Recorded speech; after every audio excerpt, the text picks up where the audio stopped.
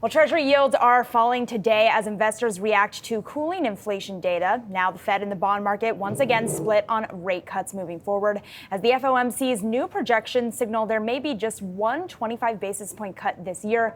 Most bond traders are pricing in about 50 basis points of cuts.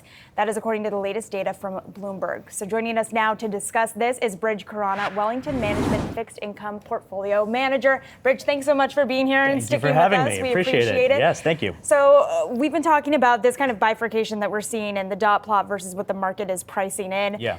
Who's right? So I think the market's right. You look at what the Fed did yesterday. They, as you mentioned, they signaled only one cut for this year, and then they even took out one cut from next year. And you could say, well, that's pretty hawkish. And yet bond yields were pretty much unchanged after the Fed meeting. And I think what is hidden in that is the summary of economic projections. So the Fed said that they expect inflation to end this year at about 2.8% year over year, and they expect the unemployment rate to be about 4%.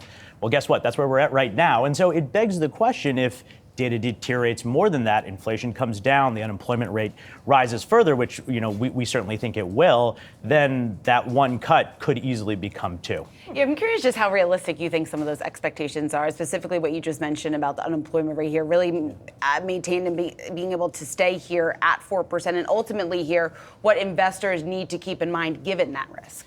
Yeah, I mean, there's two surveys on the labor market. There's the establishment survey that we all look at every first Friday of the month, and that's been quite strong. But then you look at the household survey, and that actually lost about 400,000 jobs last month.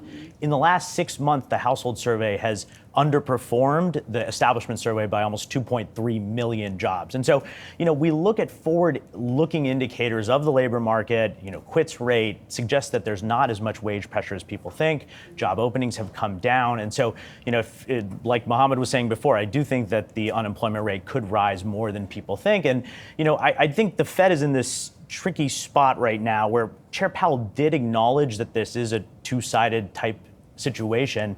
But the reality is they are much more focused on the inflation part of their mandate because they look at the unemployment situation and say, this doesn't look that different than where we were pre-pandemic.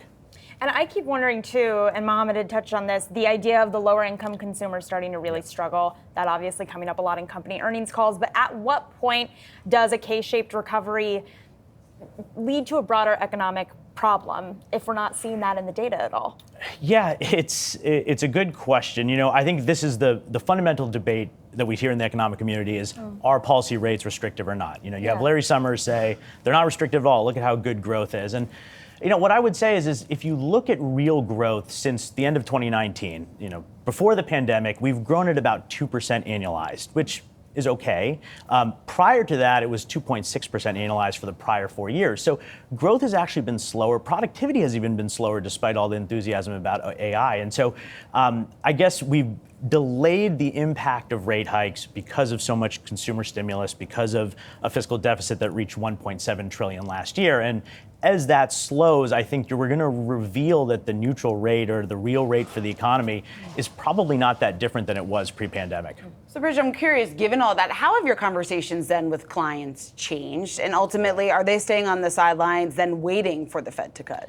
So the most common refrain I hear is, once the Fed starts cutting, then I'll buy bonds. And, that works. But at the same time, I do think that when you really want to buy bonds and extend your duration is when data is slowing. The central bank should be cutting, but they're not because they're worried about something else. Because in that way, they're reinforcing the negativity of the cycle because they're not cutting enough. And so, we're used to cycles where the Fed policy rate kind of takes the escalator up and then the elevator down. And I think we have to get used to the elevator went up in terms of policy rates, and it's probably going to take the escalator down. And so I do think there is this risk that the Fed is more behind the curve than people think. Even if they are cutting rates, they're not going to cut it as aggressively as we assumed in prior cycles.